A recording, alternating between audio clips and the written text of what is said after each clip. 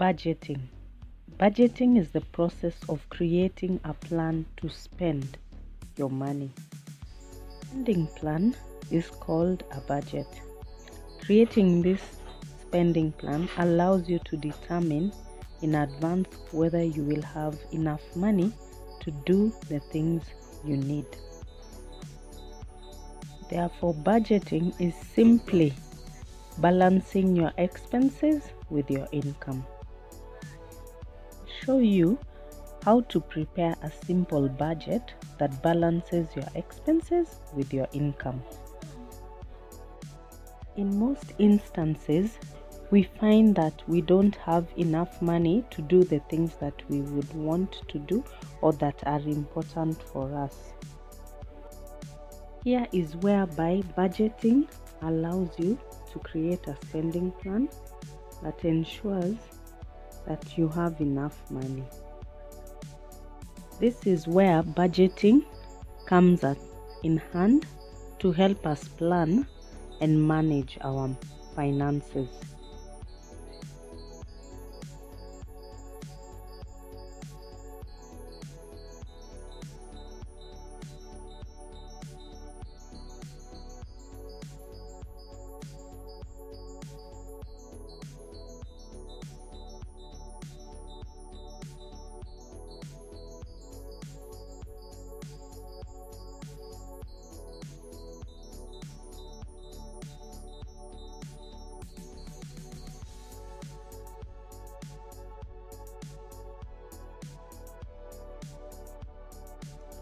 This is a sample monthly budget that I prepared.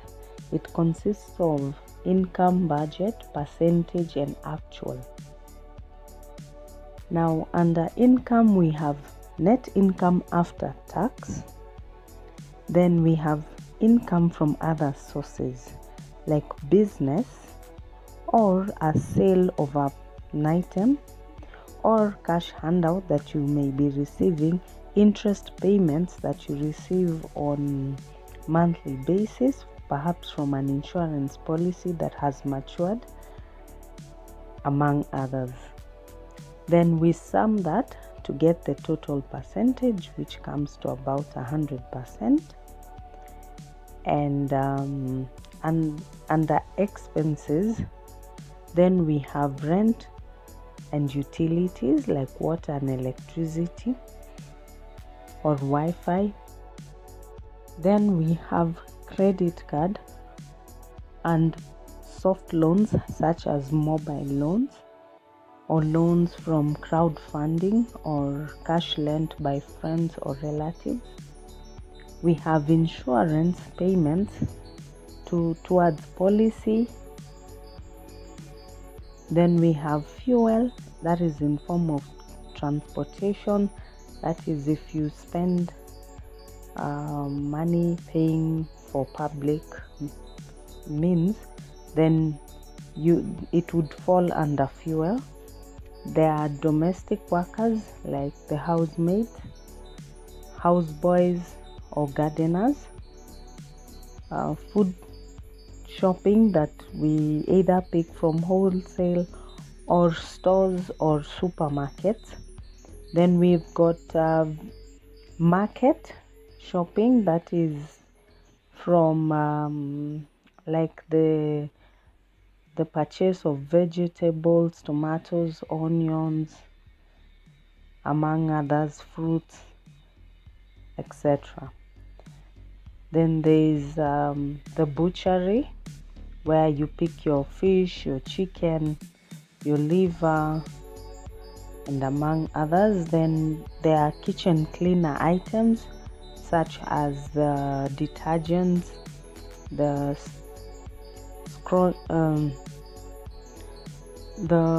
scrubber, that is like Scotch Brite or Steel Wool, the brush, and other detergents that are used within the kitchen. Then we have bath cleaners. These are bathing soaps, bleaches, disinfectants, detergents, bath soaps, toothpaste, among others. Then there's expenses that is incurred for lunch while you go to work. Then there's entertainment. This is the amount you spend to entertain yourself, your family, your friends, maybe on a Saturday, Sunday, or other events that are held at home like birthday parties and so forth. We've got church offerings. There are people who tithe. There are those weekly to monthly offerings. Then not forgetting offerings towards the poor, the widow, the needy, family, relatives, medical bills, and so forth. And then there are other small forms of offering that we give, like you may be taking care of an orphaned child, or you meet street families and you offer them assistance perhaps on a weekly or monthly basis. Then you'll net off that from your income, all the expenses, and then you'll get the net income after expenses. Then after that, you will factor in your savings and investments, which is very important. No matter how small you set aside, if you do that on a regularly basis, and if you're disciplined to do that over a long period of time as your income grows, then you realize that also your savings grow and your investments. Your investments can be things like cars, very good suits for the office, wear good shoes that are long lasting, a good mobile phone that you do use for quite a long time, books that you buy for a particular amount. Those are forms of investments that benefit. Like a book, you gain knowledge and perspectives and exposure, while also your outlook is very, very important. That is your personal grooming. So when you look smart and you invest in making your hair for ladies or dressing very well, then also you become more and more appealing. So these are forms of investments that we do to ourselves, other than other investments such as land or savings towards mortgage purchases.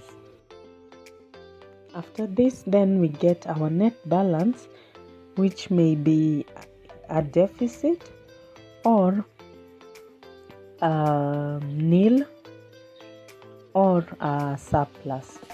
Now what happens when you get a surplus? You basically just set it aside along the month. If you'll need, or if something comes up or you'll need to address one or two issues, then you are able to use that amount. As I have said, this is a very simple and easy monthly budget, that format that you can prepare on your own. You can even write down, and then you can print, and then you have a file where you store, and each month you just key in. And when you file, you also file your receipts so that you can monitor your spending habits and your saving habits and your investment habits. I hope this will be of help to you. In our next session, we are going to look at savings and the various options that are available to one depending on your financial capability and your financial need. Then we'll look at why do you pick one option over another, or why would you pick two or more options that are suitable for your investment needs.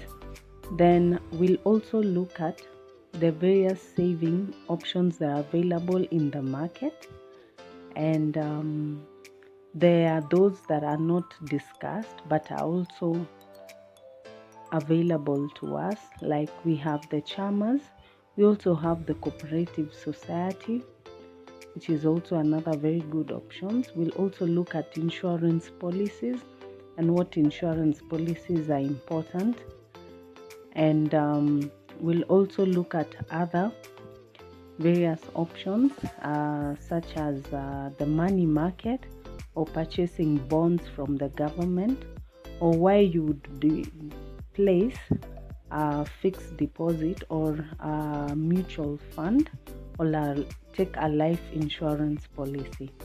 Thank you so much, viewers, for watching and listening, and I look forward to receiving your comments, your likes.